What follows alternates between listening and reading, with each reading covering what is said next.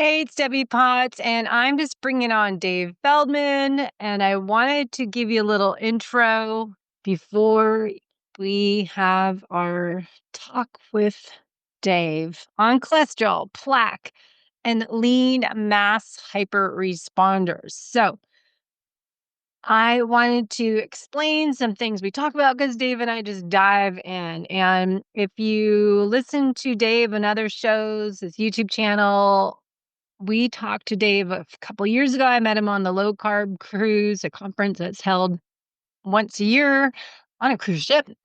Not everyone's low carb, by the way. It's like 100 people. And we have a great time when we're at sea. We do conferences, have different speakers as myself and other top experts in the metabolic health field. Now, Dave has talked about his study at other conferences as well. And I wanted to go through with him what he learned and his team this past year. So I wanted to help dive in a little deeper before we go in about cholesterol, plaque, and cardiovascular risk. And I will be looking for some experts to bring on the show to understand cholesterol is not bad. It's not evil. There's so many misunderstandings in the world of cholesterol and heart disease, cardiovascular health. And I feel we need to really all work together to clear up this confusion. And Dave Feldman today is the originator of the Lipid Energy Model and the lean mass hyperresponder phenotype.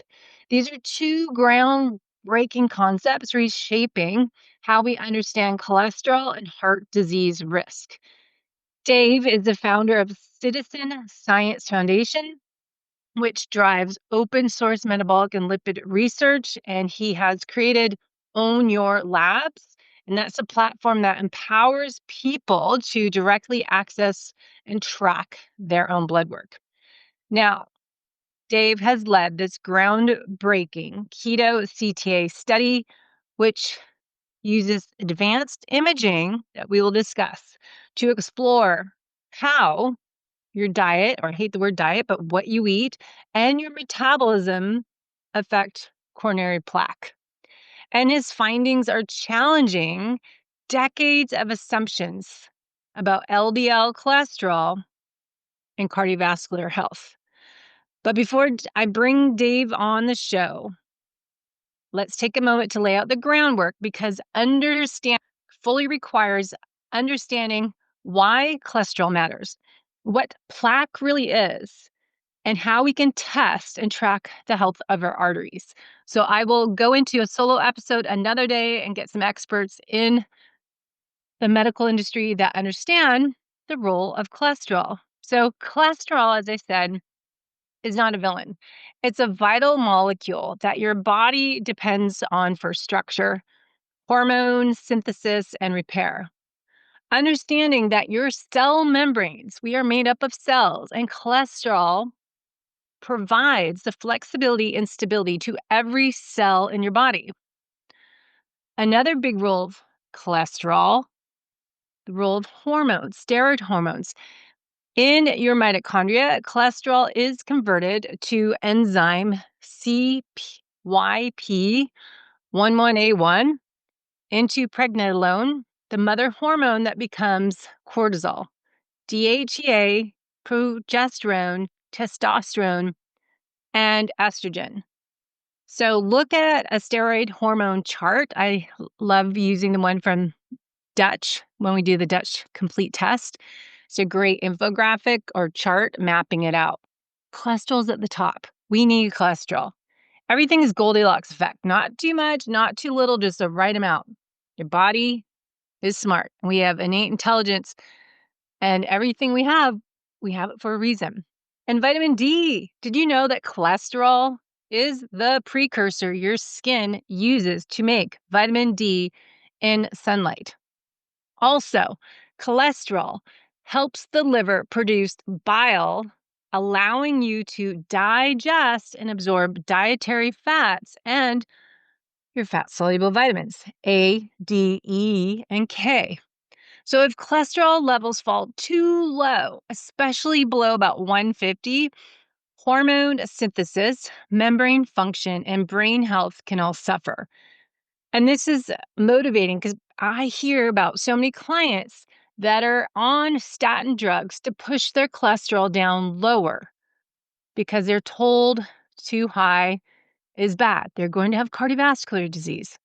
And I am on a mission to clear up this confusion and this information that's been outdated and debunked studies as the Ansel Keys studies that was in the 1950s.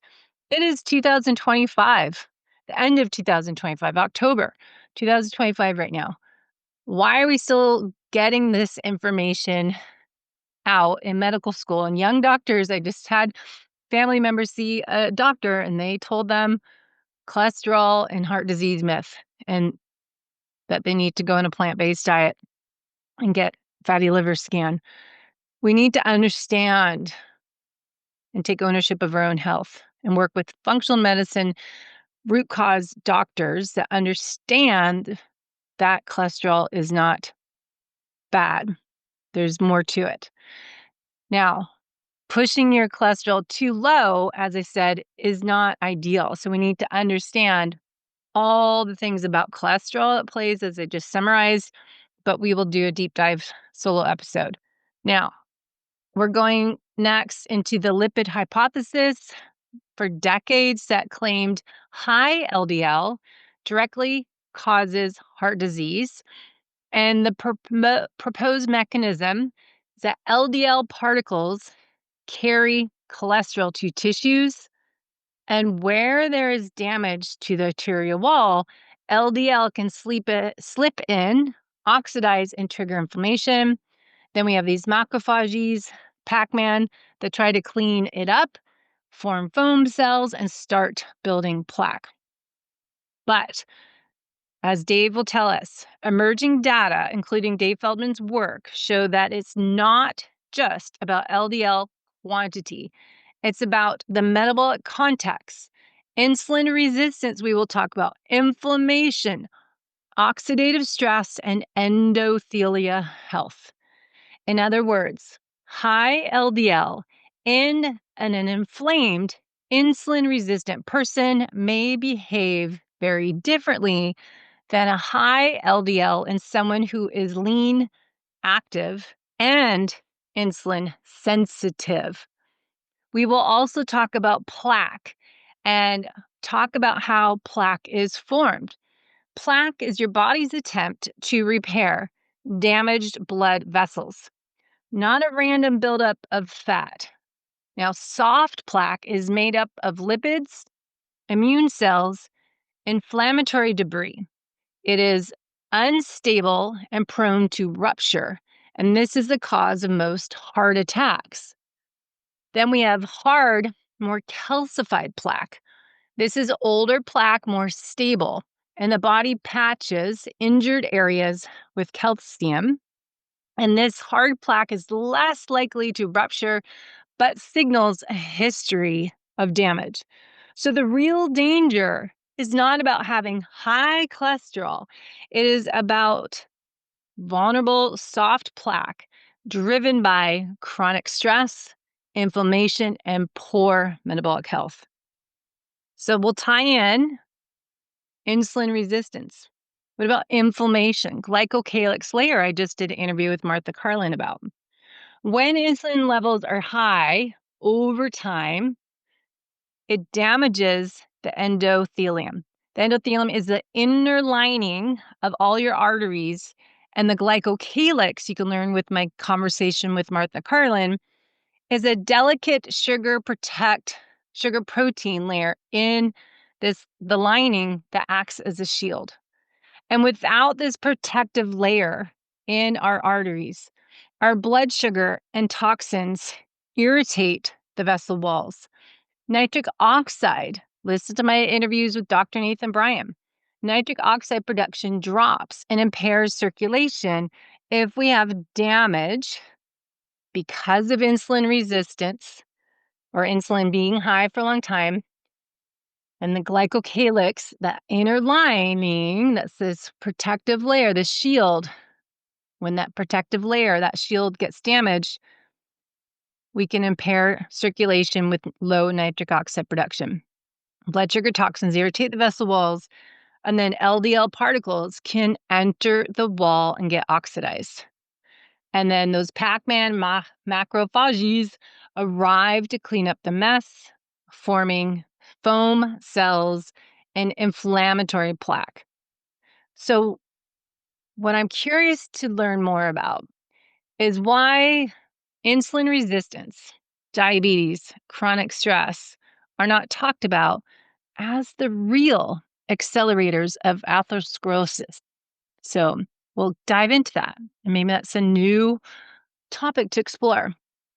We can look at your Dutch panel test and see how cholesterol, as I mentioned, sits on top of the steroid pathway, converts to pregnenolone, and branches into your cortisol, aldosterone, which is for blood pressure, fluid balance, DHA, testosterone, estrogen, progesterone, all needed for strength, mood, and vitality.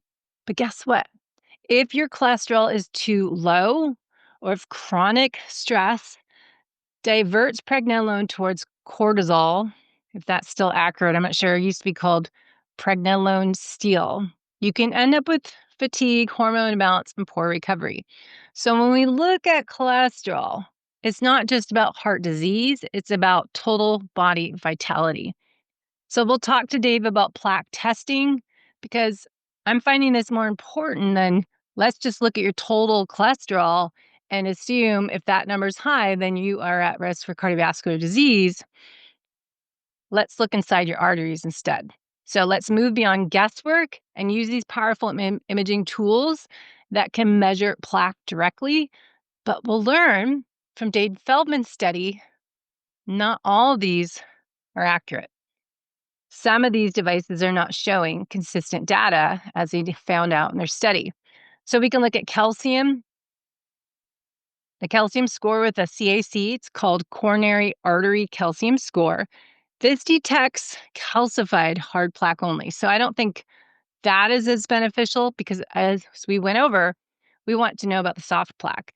So I would want to know the soft and the hard plaque. So that's a CCTA, coronary CT angiography. This is best non-invasive scan for active disease and plaque composition. We'll talk to Dave about the AI-based studies, HeartFlow, Q-Angio, and the Clearly. And that is quantifying plaque type, volume, and percentage of change. But we'll hear about what they learned about in their study. That is supposed to track plaque regression or progression, great for functional and lifestyle tracking. But we'll hear what they found out with the Clearly test. And then we can also look at a CIMT that measures arterial wall thickness in carotid arteries.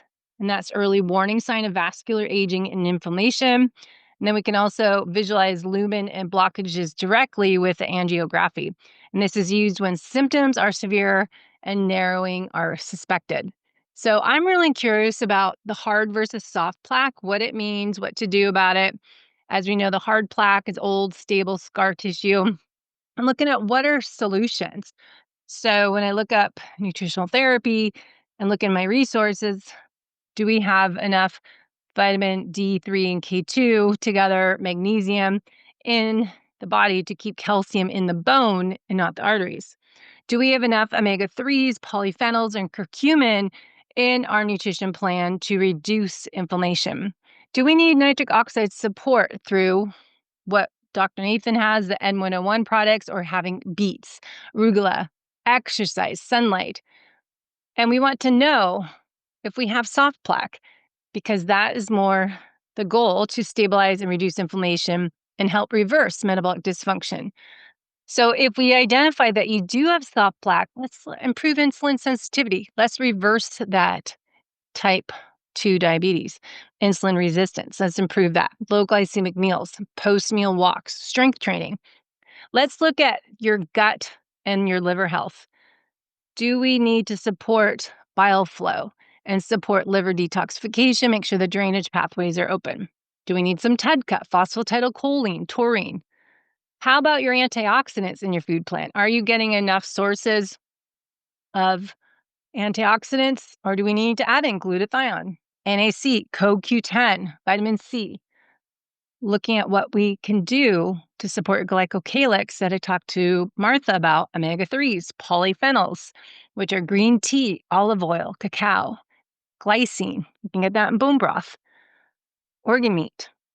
So using a CCTA or this AI-based imaging every 1 to 2 years to monitor that plaque, I think is interesting to look at. So let's bring on Dave to talk about the lean mass hyperresponder phenotype. He'll talk about the lean mass hyperresponders are typically lean and athletic, insulin sensitive, following a low-carb or more ketogenic food plan. They often see LDL skyrocket, even up to 300, 400, while maintaining a high HDL, very low triglycerides, excellent glucose and insulin control. Traditional cardiology flags this high LDL as high risk, but Dave Feldman and his team asked if metabolic health is optimal, does high LDL carry the same danger?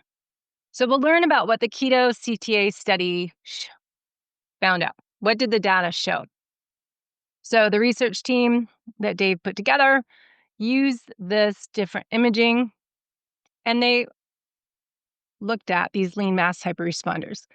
Plaque change correlated with baseline plaque, not seeing correlation with LDL or ApoB levels. Participants with a CAC score of 0 had little or no progression. Plaque regression was verified in a subset, confirmed by multiple analysis we'll go over. And LDL levels varied from 49 up to 591. Yet plaque changes showed no correlation with LDL exposure. And we'll talk about their clearly data set conflicted with the others, highlighting the need for multiple analytic methods. So what we'll learn from Dave, not to spoiler, but plaque burden and metabolic context matter more than LDL alone. So what do I want you to remember? Don't guess, test. Get a CCTA scan or CAC to measure your plaque directly. Address your metabolic roots, insulin resistance. You can order insulin on Root Health or Ulta Labs for $15. Your doctor probably won't test insulin unless you are already diabetic, type 2 diabetic. Look at your inflammatory markers, oxidative stress, and let's improve this. Protect your glycocalyx layer, improve nitric oxide production, getting antioxidants in, proper hydration, gut repair, gut health, and optimize cholesterol metabolism. Maybe we're not addressing the foundations as liver and bile health. How's your gallbladder? How's your bile flow? Let's work on addressing the foundations first. Thyroid health. That's a good clue that your cholesterol, LDL, we look at these markers and look at your thyroid panel, put that together. See some clues there of sluggish conversion of thyroid inactive T4 to active T3, but retesting every 1 to 2 years if plaque is present. So as you can see, the story of cholesterol and heart health is a far more complex topic than a single number on your lab test. It's really about your metabolism, your immune system, and vascular health, how it all interconnects, as I talk often about creating metabolic harmony. So don't just look at that cholesterol number. Don't just look at LDL. Let's look at the rest of the story. And that's what Dave Feldman has been studying for the last few years, 5 years, bringing it into the light. He's challenging the conventional wisdom of hard data with hard data and showing that context, not cholesterol alone, is determining your risk. So let's welcome Dave back to the show, and we'll unpack his research on lean mass hyperresponders, their keto CTA findings, and talk about a new understanding that can reshape how we think about cardiovascular prevention, improving cardiovascular health as we age. So please get the whole story and don't just treat the lab results, treat the whole person and look at all the information that you can with someone that does more of a root cause deep dive approach, right? So we need to look at what is cholesterol? What are the breakdowns? Remember, LDL, HDL, ApoB, Lp(a), triglycerides, what they really mean, and understanding LDL is not bad and HDL is not good. LDL is actually delivery vehicle transporting cholesterol from the liver to the tissues that need repair, hormone production, cell building. So the real concern isn't total LDL, it's particle size and the oxidation. Looking at the small, dense LDL particles can penetrate damaged arterial walls more easily. So, what did you just hear? Penetrate damaged arterial walls. So, root cause, work backwards. Are my arterial walls damaged? How do I prevent my arterial walls from getting damaged? We went over that. Oxidization can happen in triggering inflammation versus a large, more buoyant LDL particle are less likely to get trapped and oxidized. So oxidation, not cholesterol itself, can be the spark for plaque formation. We can go into ApoB, Lp(a), HDL, triglycerides in a different episode, but I want you to understand the big picture and talk about insulin resistance, chronic inflammation, oxidative stress, glycation, mitochondrial dysfunction, poor nitric oxide signaling, gut and liver dysfunction. So we'll do that in a different episode, but I wanted to introduce Dave and give a little bit more information before we go into the show. So thank you for listening, and I will look forward to hearing your thoughts, feedback, and questions after you listen to Dave. All right, guys, I asked Dave Feldman to come on my show because I'm always listening to their videos on YouTube, and I listened to Dave at the Low-Carb conference on Coronado Island last month. And actually, Dave, I went just for you and Dr. Boz and to meet with my friends. So I just went for the day just to listen to you and hear about the study we're going to talk about. And I wanted to get this information out there. You guys have been on a mission, and so I'm happy to share what your insights are. And as we were just chatting about how to improve the future you so we can live a long, vibrant, healthy, quality life. Well, thank you for having me back. What's your passion? What's your purpose right now on everything you've been doing? Yeah, it's interesting. I've actually had this thought a lot lately. There's been a passion that I had for when I was trying to figure out this problem with lipids and why it was that my cholesterol went so high going on a low carb diet. And if I'm being really honest, there's not as much passion there as there was before because frankly, the nature of having to do this like larger scale science requires me doing more of the, let's just say, the less than enjoyable bureaucratic work that's necessary to make it happen. And I'll admit that doesn't really activate me a lot. I don't love it that much. But that said, what has really emerged as even more of a passion than I is my own podcast. I have in-person only podcast. I call it the Feldman Protocol. We're now up to episode 5, I want to say. We released part 2 of Nick Norwood's this morning. Part 3 will be in a few days. And How long was that, by the way? 6 hours. I was going to say, that's not an hour podcast. That you guys must have been gone forever. Okay. Now, every single podcast guest, all of them have been 3 or more hour conversations. And if it goes to 4 hours, we break it up into 2 parts. In the case of Nick, he actually specifically wanted to go 6 hours. Like he knew that coming in, and it wasn't hard. Him and I can definitely have very long, in-depth conversations, and we've got really good, dialogue chemistry. But it's definitely been good for me on two different fronts.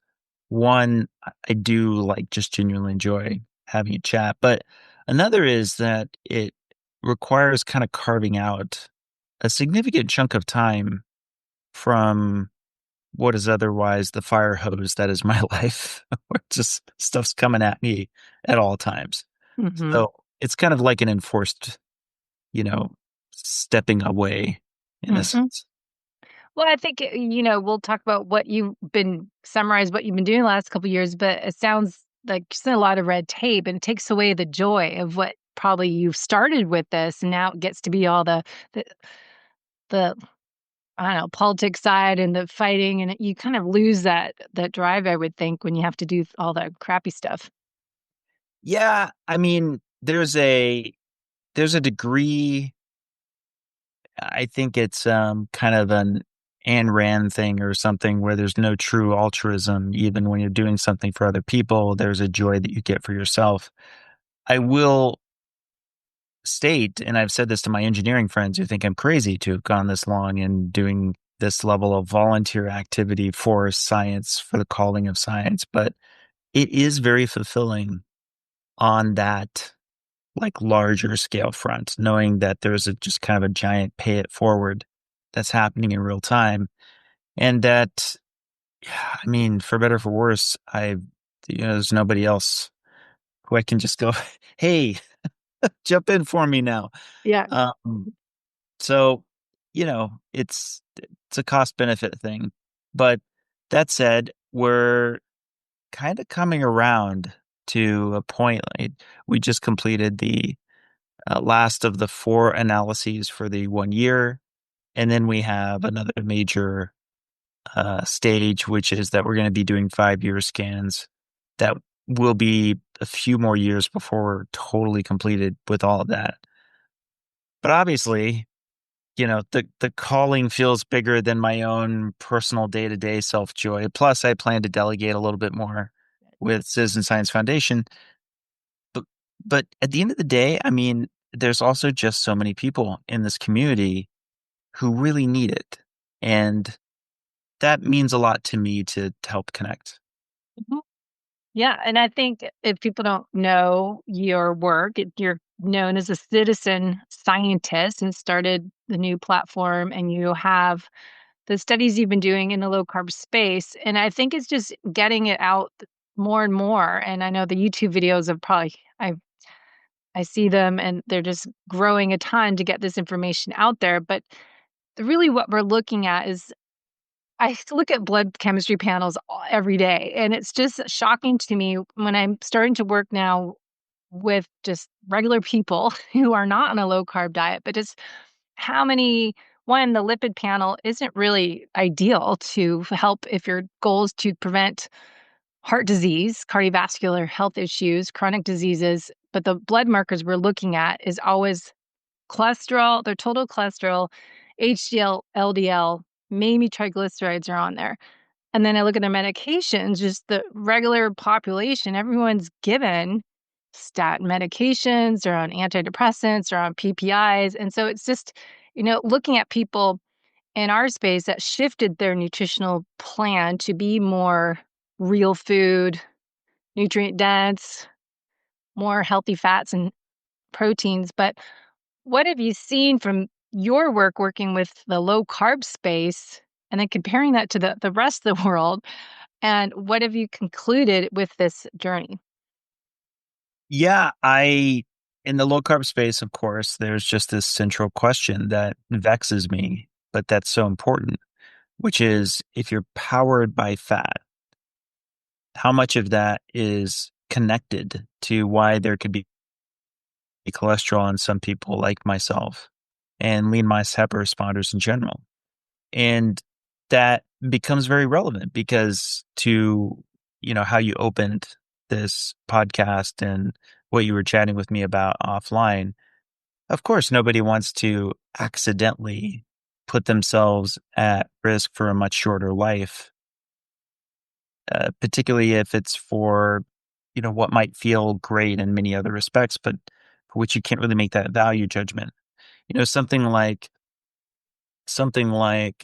knowing that you'll lose a month of your life at the very end, but you'll be able to have all of these benefits beforehand, you could weigh a little bit more. But heart disease is a bit of the ultimate boogeyman in the sense that it's often thought that I mean, for most people, you don't know when it's striking. You don't know whether or not you're at risk. Some people do take the steps to try to find out if they're at risk and when they're at risk. And as the saying goes, and it may not be as prevalent now, but the most common symptom of a you know what the most common symptom of a heart attack is, right? What, down your arm? No, it's Right. that you die. Oh, yeah. That is that, That's pretty. yeah, a lot of while there are silent heart attacks, the uh I think at least for some period of time, over 50% of those who would have the effect of a heart attack would not survive it. I think we're better at helping on survival now, and I think more people are aware, but even so, it's very deadly. You know, it's very serious. So, of course, if adopting a diet that's providing you all kinds of benefits, it's, you know, reawakening you. I'm sure you've got many stories you come in contact with. Certainly I have. Mhm. It's got this one thing, the one thing being the cholesterol being high, then, you know, it's not just getting the science, it's also the peace of mind, right? Mhm. Yeah. Do you want to know that you're doing the right thing, not just for yourself, but also for your family, if your family's counting on you? So, Yeah. Well, I know, you started the Lipid Energy Model and you did the lean mass hyperresponder program study. And the markers and everything. Let's kind of start with what you learned, just kind of short version, because we don't have 6 hours, and people can find lots of information on your YouTube channel and videos. But where are you now with what I think I met you 5 years ago? What have you learned? Kind of the summary bullet list findings. yeah, I mean, if you're talking on the mechanistic side, that's the lipid energy model still seems to be holding up so far, which is to say that, and I'm going to try to keep it layperson friendly, but if you are consuming less carbohydrates, then your stored version of glucose will go down. That's called glycogen. So your liver is kind of your metabolic brain, and it stores its own supply of glycogen. If it goes down low enough, it's kind of like if you're looking in the fridge and you're seeing that the supplies are low. Well, your your available stores of glucose are actually really low. You can't. There's not a lot. I want to say it's 1,500 to 2,000 calories of glucose altogether, between your liver and your muscles and so forth. However, it's a whole different story for fat. For fat, even for somebody who's lean, you can have about, you know, anywhere from 80 to 100,000 calories at like the low end, and much, much more if you're overweight. And that's stored fuel. And so if you're going on a ketogenic diet, by definition, you're bringing down the carbohydrates enough that you start making ketones. Well, it's probably low enough that your glycogen stores are getting down there, such that there's not only the activation of ketones, which we all like to talk about, the creation of ketones, but there's the mobilization of fat for fuel. You're now being fueled more by fat. And in the case of glucose, what carbs are being converted into, well, in the bloodstream, that's already soluble. It mixes well in the bloodstream, so it swims around just fine. But fat, just like oil and water, the blood is water based. So fat needs to be carried through the blood. And that's where these famous things called lipoproteins come from. It's kind of like a big complex of lipids and proteins. And the lipid energy model is focused a lot on a major one called VLDL, very low density lipoprotein. And it starts full with a lot of lipids, not just cholesterol, but also triglycerides, which is like the major fuel of fat that we're powered by. And Also, other things like fat-soluble vitamins A, D, E, and K. So you need these things, right? Well, its job is to start big and to get small because it gets small from dropping off its cargo. It's like a balloon that just kind of deflates as it gets more and more of its cargo out. Well, there's these two kinds of profiles, if you will, that we're interested in.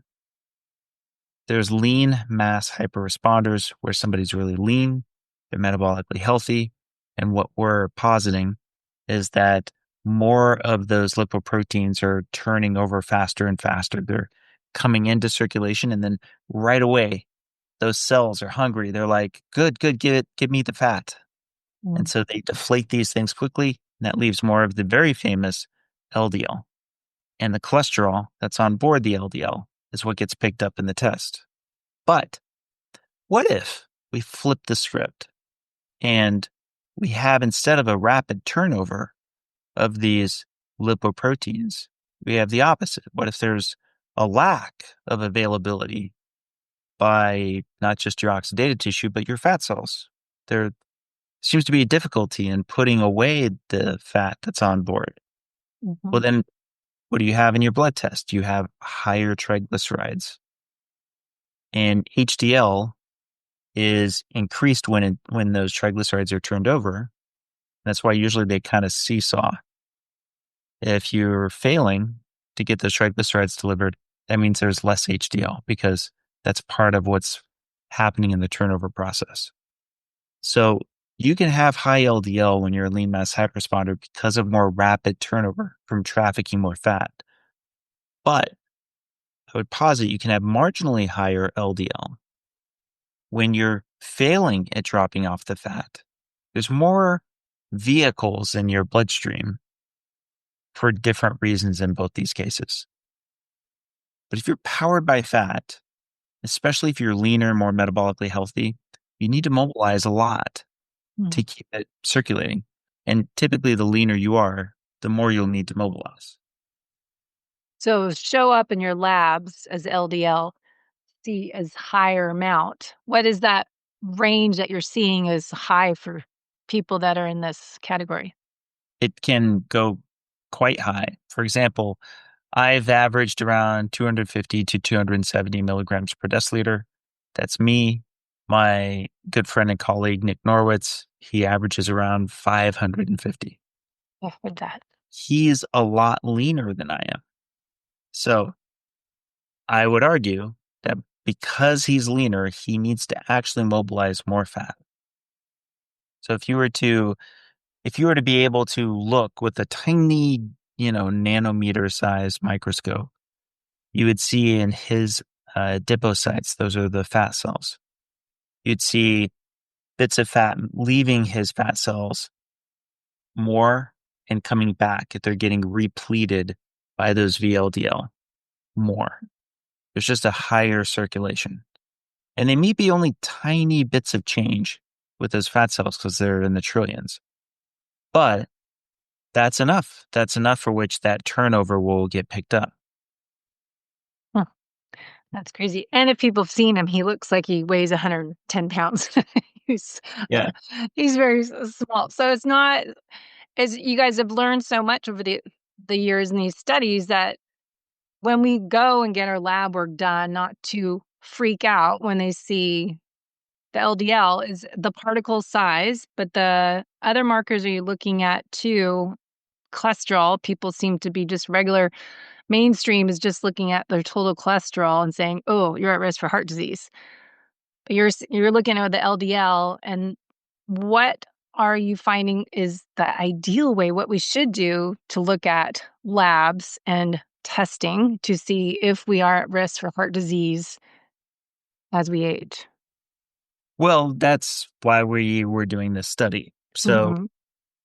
we just talked about the mechanistic. Now let's talk about the risk. Maybe we're right about why your LDL could be higher, but is that a higher risk if you do? Well, so I founded the Citizen Science Foundation and we crowdfunded a study.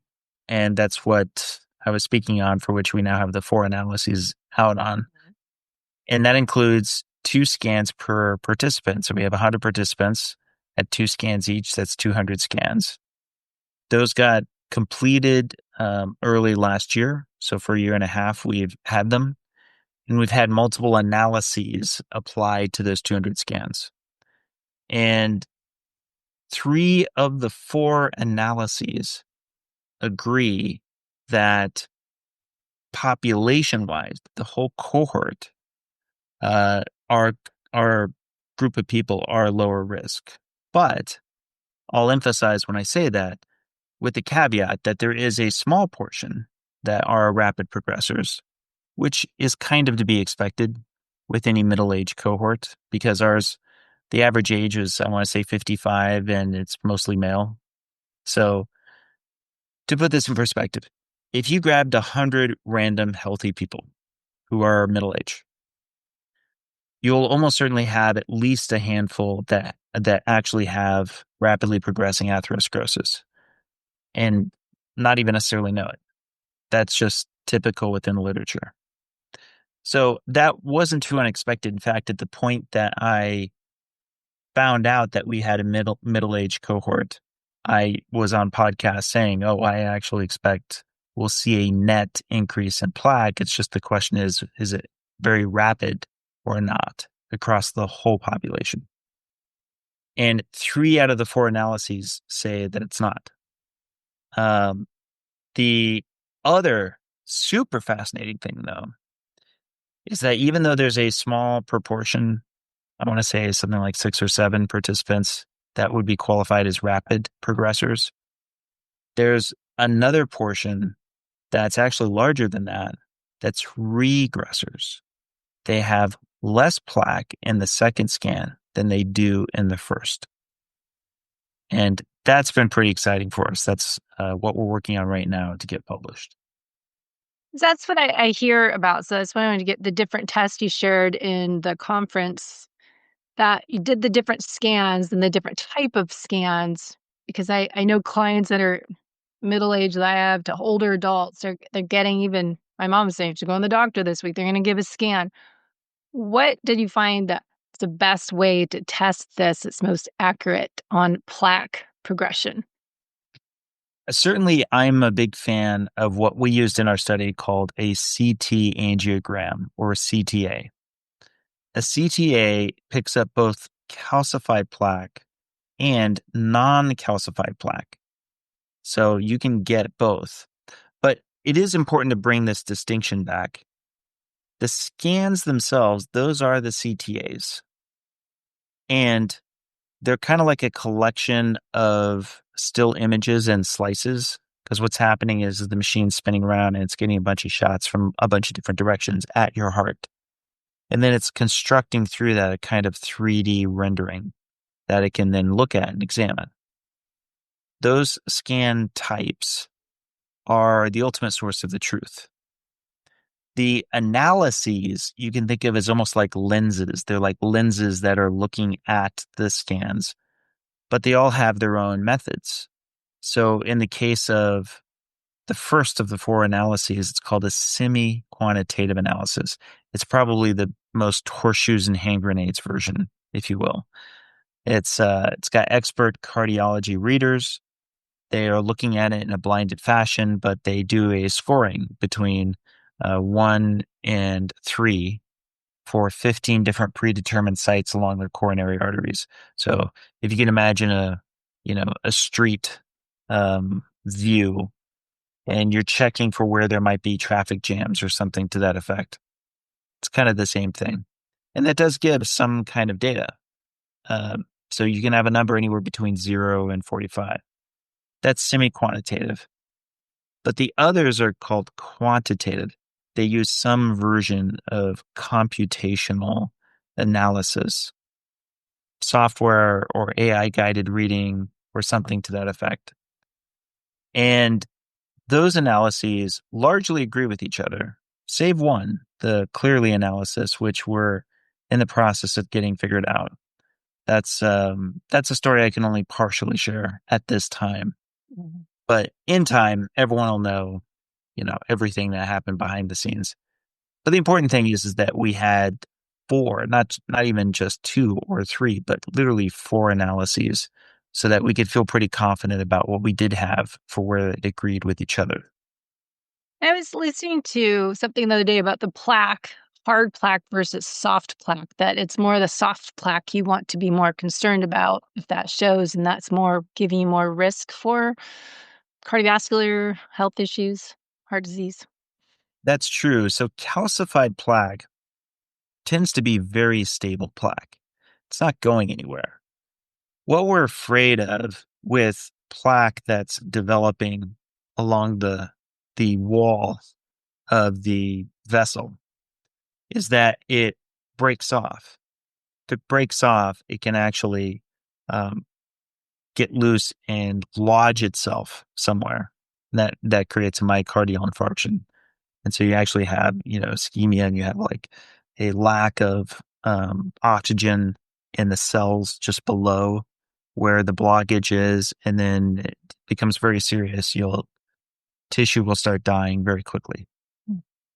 So the being aware of the soft plaque is relevant because it's the more vulnerable plaque. But even then, there's two types of soft plaque.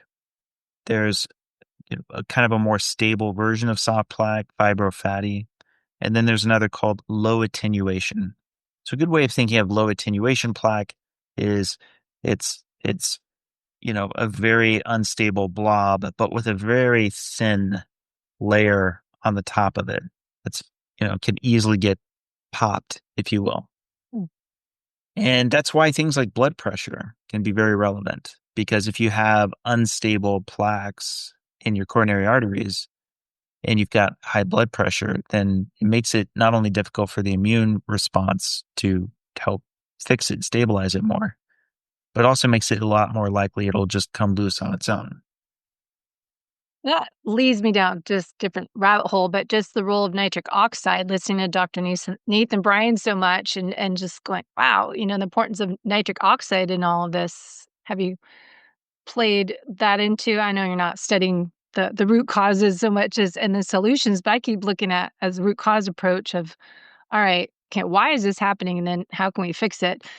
But working on your space, you're working on ketogenic diets and the low carb space. But I'm just keep thinking of all these other people that, so I guess I'm getting to that we see that the benefits of the people in the ketogenic low carb space versus standard American diet, high sugar diet, and how that plays a role of what we're eating and looking at those results from the ketogenic versus the regular people and comparing all this data together and then bringing it down to, all right, other signs and symptoms of the high blood pressure and the poor nitric oxide production, the glycocalyx layer. I mean, I'm sure that's hard to go stay in your area to down these rabbit holes because I keep going, okay, what about this? What about that? But Yeah. just to study one area is so hard because the body's all connected, and how to just focus on this one area is a challenge to me, I would think. Yeah, it's atherosclerosis is an extremely complex process that's still so much more. There's still so much to learn. So you covered a lot already, right? You mentioned glycocalyx. For people who don't know, that's on the outside of the lumen. And by on the outside, I mean facing inward into the vessel. And it's almost like fur, you could say. Mhm. It's a kind of slick. But once you understand that that's there, you realize it also kind of serves as a kind of barrier. The receptors can protrude through it, but that, along with the bilayer of the cell itself, create kind of protective barrier.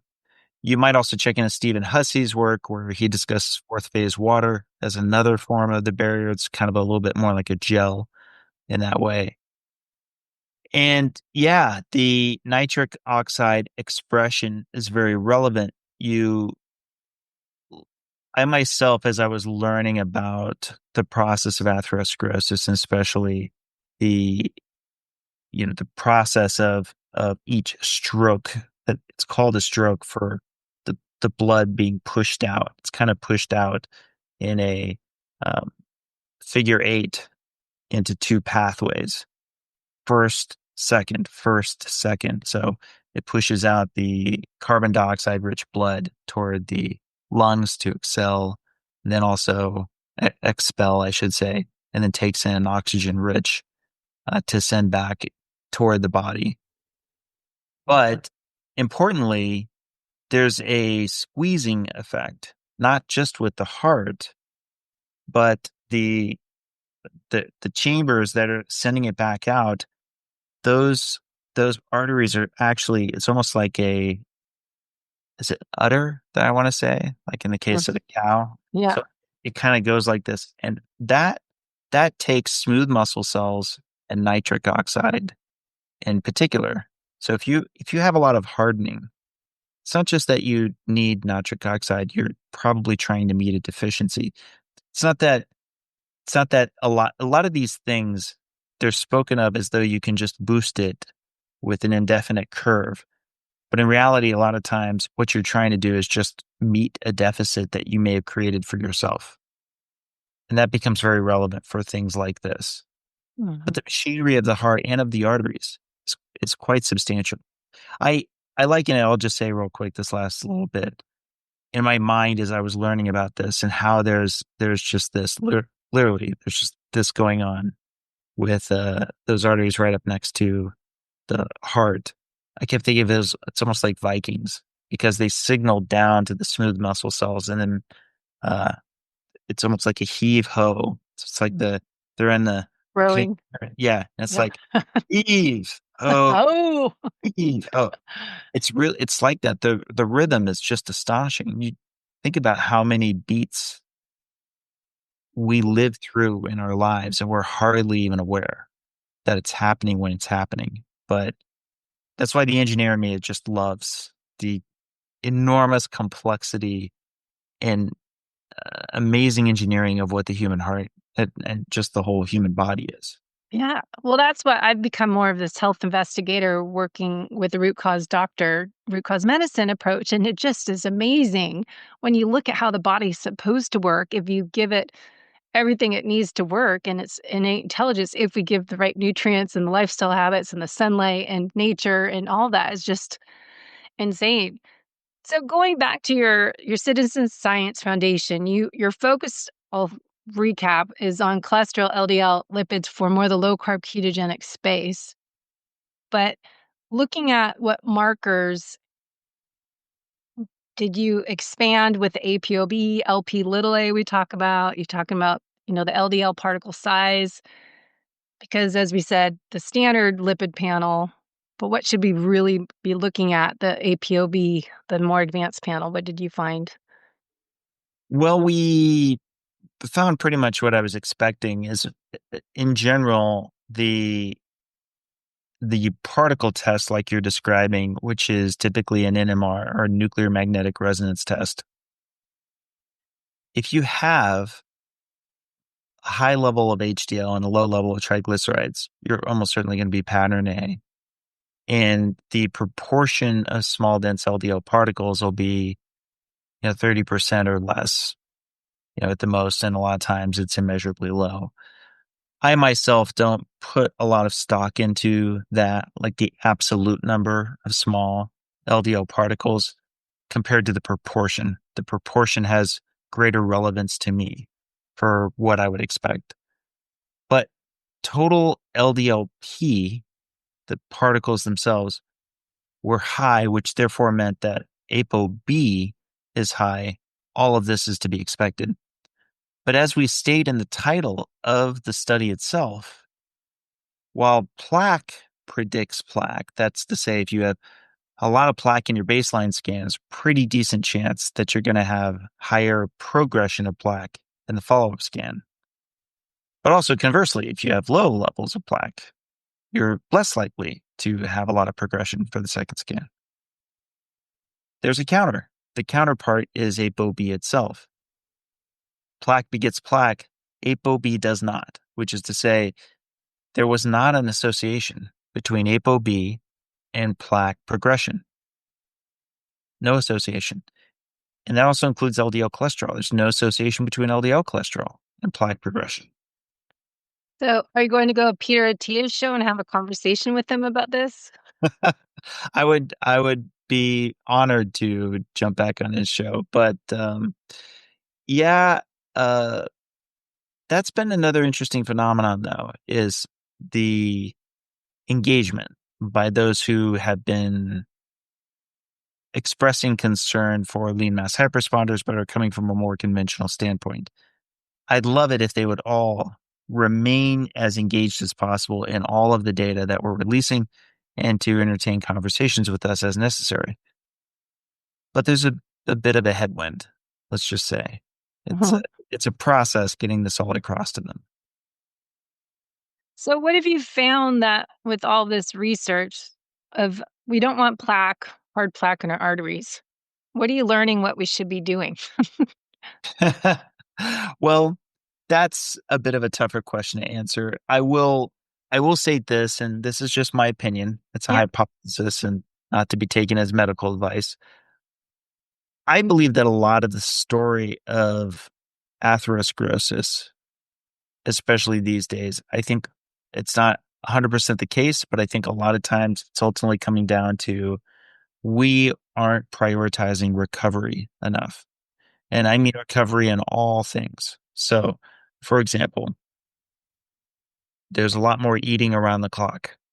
So, people eating, coming right up to bedtime, they're going to sleep, their GI tract is still engaged. Insulin is going up. It's going to be higher in the morning. A lot of times people don't realize that's a great way to gain weight if that's what you're trying to do, is to keep yourself hyperinsulinemic. But that's also a problem for the immune response. If you have vascular tears, for example, or even just routine maintenance, cells go through a process called apoptosis.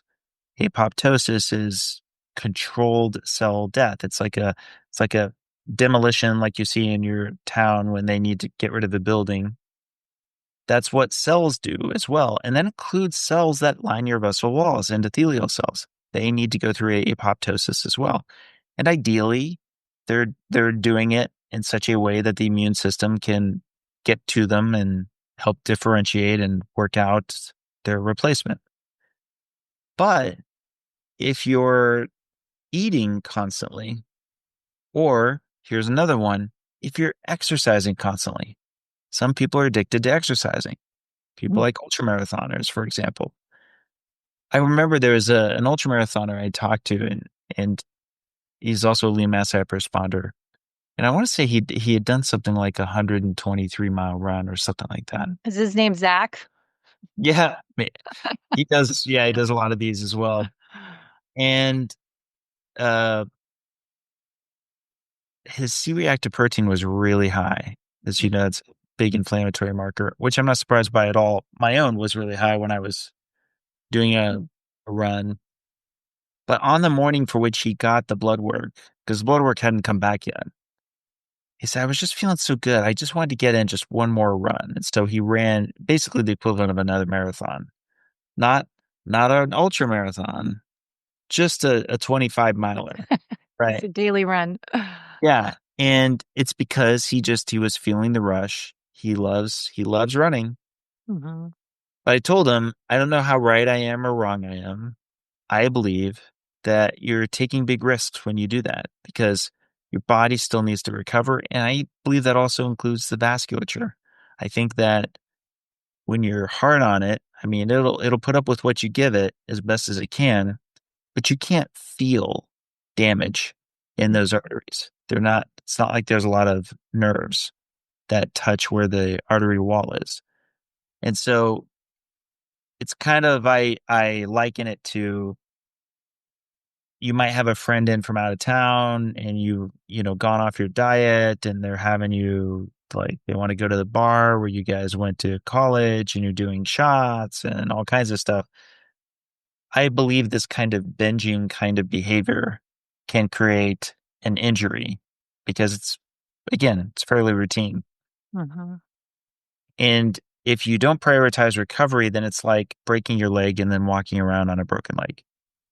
You make it worse the more you do not allow for your immune response to have its closing hours to to deal with the damage that's been done. But to be fair, you just don't know. You don't know that it's happening. So to your broader question, what do I think is causing atherosclerosis? Well, I do think it's multifactorial. And I do think that there's multiple things. But is there definitely a higher risk for being diabetic, right? For being hyperinsulinemic? Of course. Like there's so much literature around it.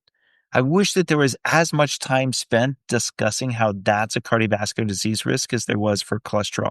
Like you can completely believe in LDL cholesterol causing heart disease and also believe that there's much higher hazard ratios for being a diabetic and drawing attention to that. I really wish that there was a lot more interest in that, right?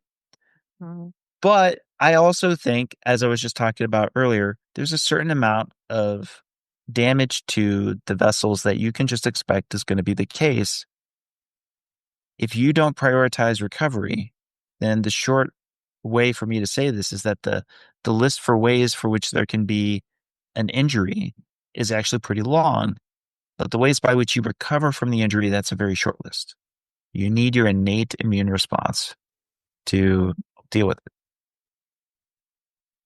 That a lot of the immune system, are you speaking of in the gut, or what specifically would you say the immune system response Oh, well, cover? so of course, the most famous of the immune cells that's going to be relevant towards the process of atherosclerosis are macrophages. Mhm. Macro being big, phage meaning eat. I always And think Pac-Man. yeah, Pac-Man's good. So since we're going here, let's get geeky. If you've got a site, imagine this is your vessel wall, and you've got endothelial cell here, and you've got damage. You've got something that's damaged to this endothelial cell. Well, in a site of inflammation means that there's going to be chemokines and a whole bunch of other signals. The cell's going, hey, there's a problem. And it's what it's saying to the immune system is come find me, right? But on top of that, it's signaling to its, oh, I'm sorry. Mhm. But on top of that, it's signaling to its neighbors, hey, there's a problem. We're now designating this a repair zone. And endothelial cells, they have junction gaps between them. And part of the playbook of inflammation is that they separate. And as they separate from each other, what that means is passing by monocytes, which are their immune cells that are kind of packaged. They can then now come into those junction gaps. There's something called VCAM, which is kind of like a process where they slow it down. It's like speeding by, and then they're kind of slowing it down and then helping curry it into between those junction gaps. And a monocyte, when it's coming down into between, it gets into that subendothelial space and turns into this Pac-Man, this macrophage, which is kind of like an amoeba. Macrophages, by the way, are great. Listen, if you want to get into really fascinating biology, get into macrophages. They're fantastic. They're this like self-contained emergency vehicle thing that just does Mhm. amazing work.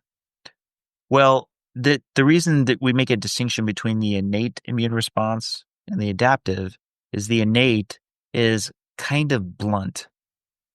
And usually not all, but most versions of the innate immune response are dogpiling. Just, it's just like, so when the Pac-Man gets back there, it starts grabbing, and it's got all these receptors that are going to try to grab pathogens and debris and all kinds of stuff, right? Mhm. But there's something else that's important that's happening that I think is really relevant, which is I was just talking about those endothelial cells that separate. The endothelial cells express more LDL receptors. They actually, when inflamed, part of the playbook, the same playbook that has them separate monocytes can get in there, they actually intentionally grab more LDL particles in circulation, and they move it to the other side of the cell called transcytosis, trans being transportation, cytosis being a process of the cell. And that's like something they're spending ATP on. They've got a receptor, they put it in a vesicle, they curry it with some trans. And the engineer in me is like, whoa, okay, that's a very important clue. It sounds as if there's a genuine interest on the part of the cells in this process of inflammation that is relevant to why we would see the atherosclerosis, why we would see things like the foam cells, right? Mm-hmm. So when I'm talking about the immune response, I'm not just talking about things like the macrophage, which is huge. It's a very important part of it.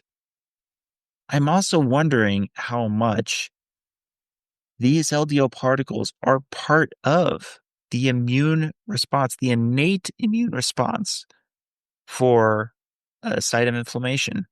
And there's a lot of data that suggests that they are, but the prevailing hypothesis would say that's by accident. They're not supposed to do that. In fact, if we could attack those receptors and stop them, that'd probably be better, something to that effect. Hmm. Yeah, again, the body's amazing when you dive into everything. Like, holy moly, how's this work?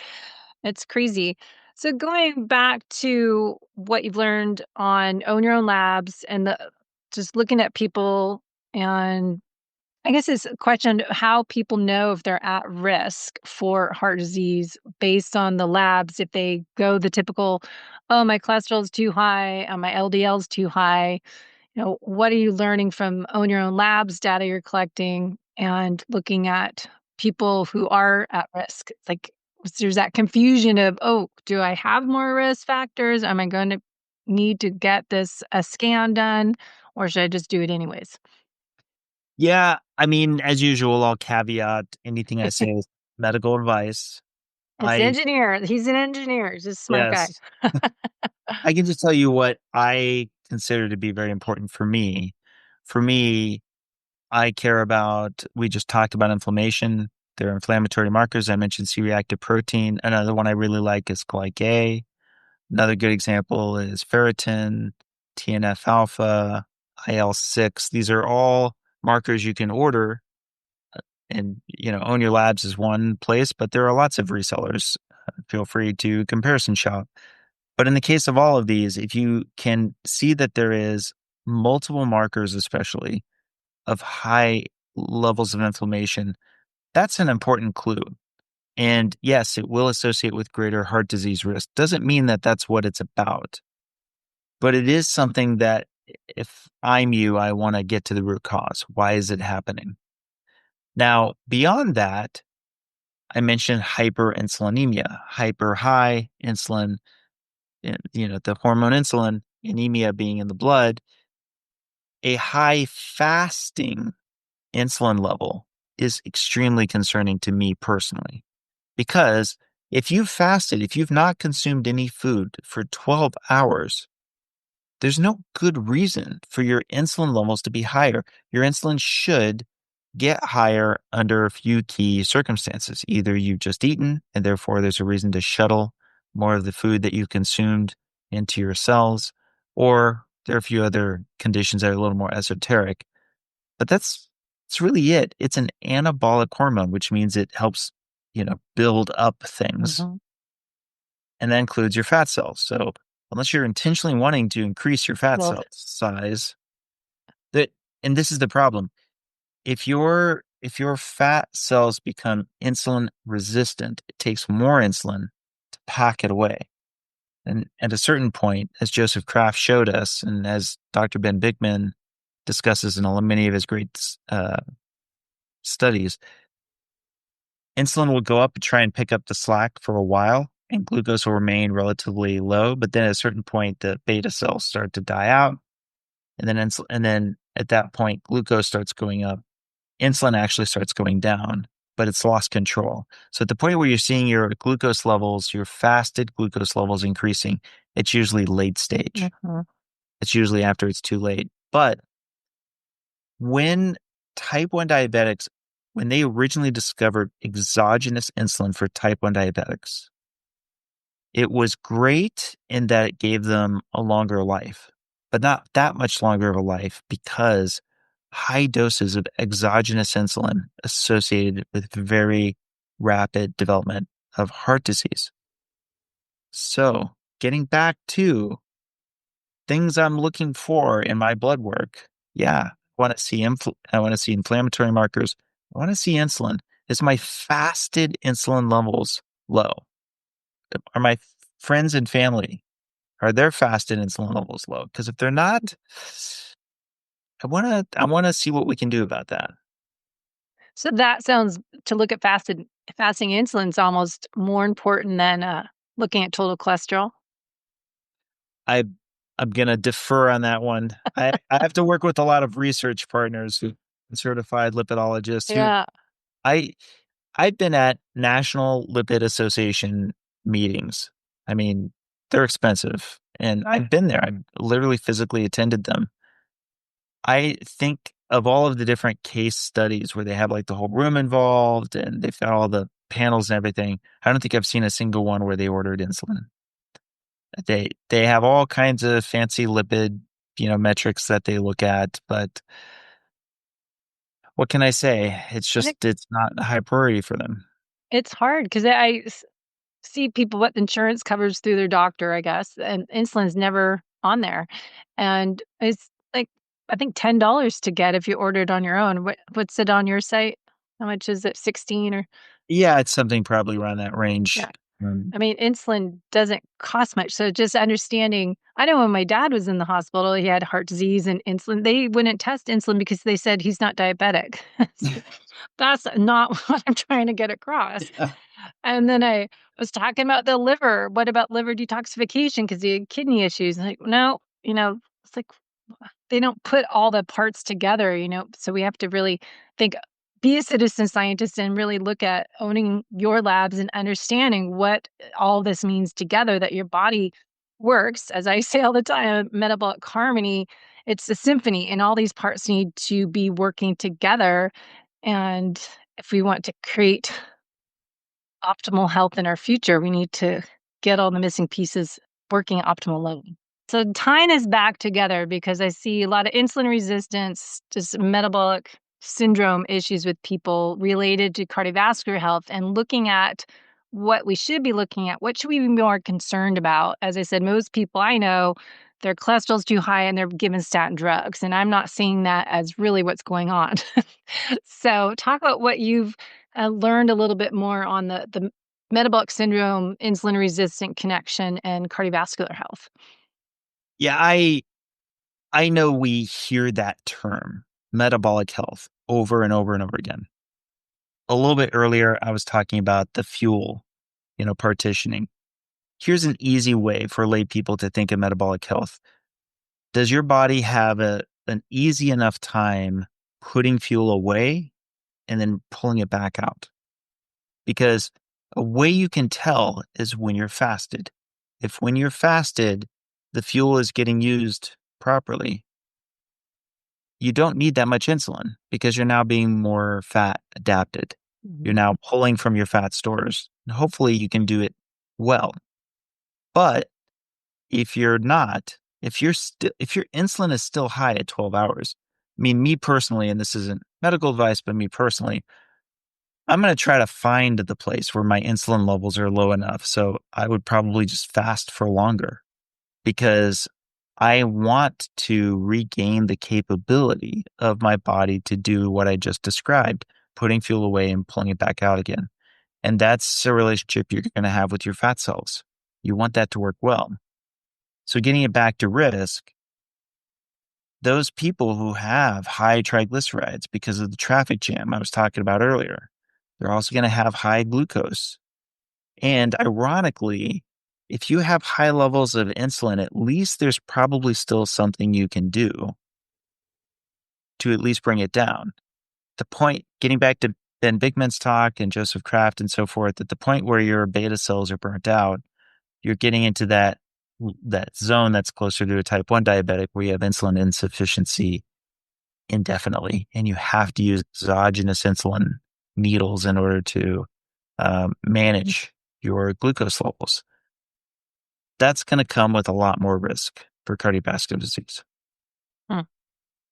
All right. So I know I don't have 6 hours with you. We just had an hour. So just to look at what you've learned about lifestyle strategies to help us each individually choose to be a healthier version of ourselves as we age. Do you say, what have I learned? Yeah. What do you find that works best for you or that you're interested in that you're doing to improve the future you? Yeah. So a few things. One, I try my best not to eat 4 hours before I'm heading to sleep. That's probably the one thing I mention a lot, no matter what anybody's diet is. Getting back to that immune response, I think you need to prime them. I think you need to have those closing hours. I also try to get enough sunlight. I didn't prioritize sunlight as much in the earlier part of my life. Now I do. I think sunlight's extremely important. Vitamin D, if you're not getting enough, you can supplement, but ideally you're getting it from the outdoors, from sunlight. And I'm not outdoors like constantly. I'm not even an outdoor person. I'm a typical house nerd. But uh I do try to get walks in the morning and try to get some of that Las Vegas sun on me, at least for a little portion of the day. And I'll admit this next one I think is important, but it's probably my biggest weakness is sleep. You want to have good sleep. I will concede that my own OCD and my, lingering thoughts don't always work well with me, but I have seen the research on it and it's pretty straightforward. You want to have a lot of good, healthy sleep. Well, with your engineering brain always investigating, how do you set boundaries for how much time you're spending off the computer and blue light time, brain time?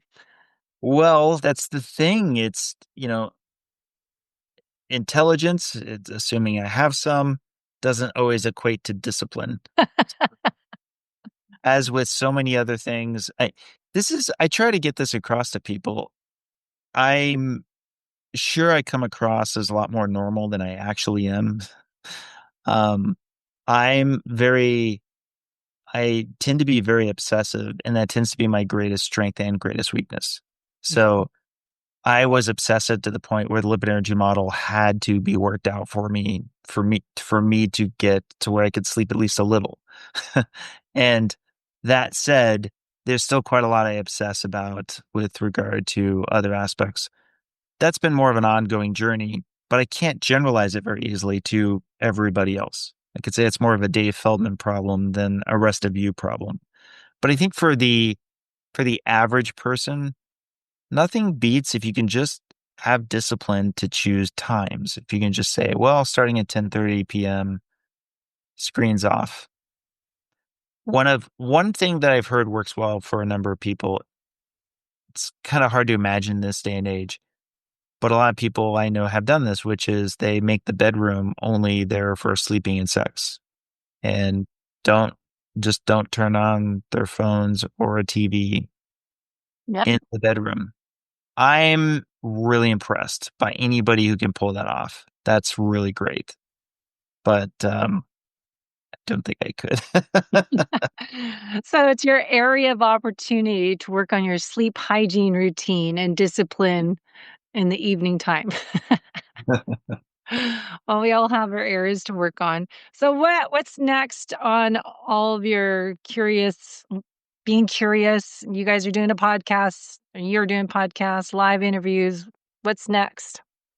Well, in the research end, there's three things. One, we have the third and final charity fundraising event that's dressed up as a conference known as COSI.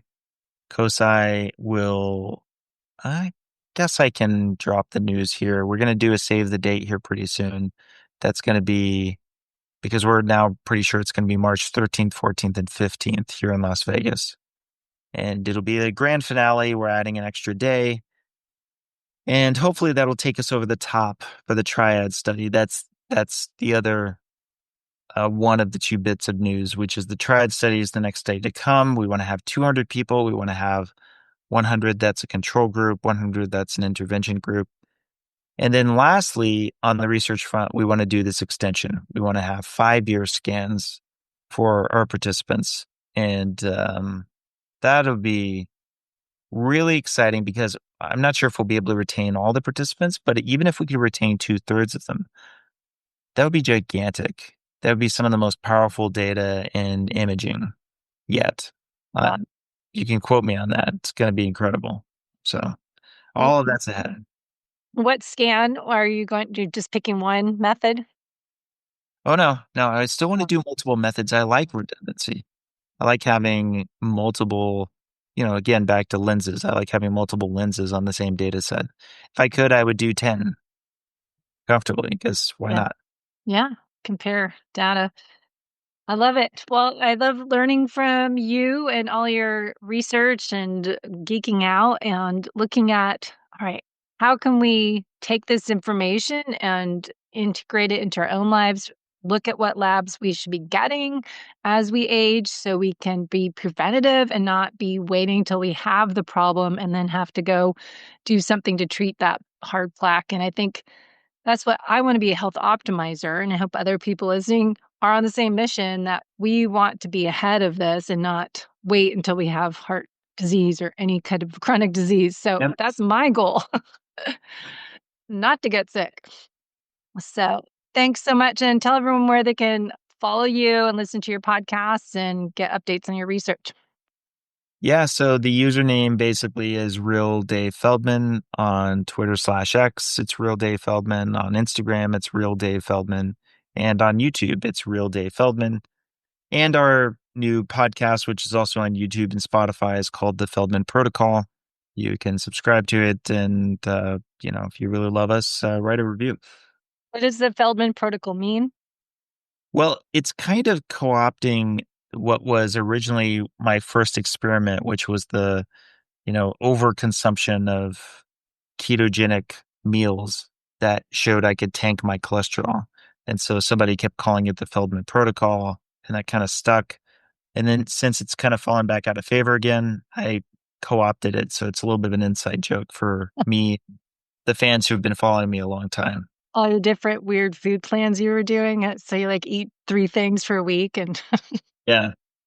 all right. Well, keep up following your passion and just work on getting that sleep. See you Yes, will do. later. Thanks for Thanks. having me.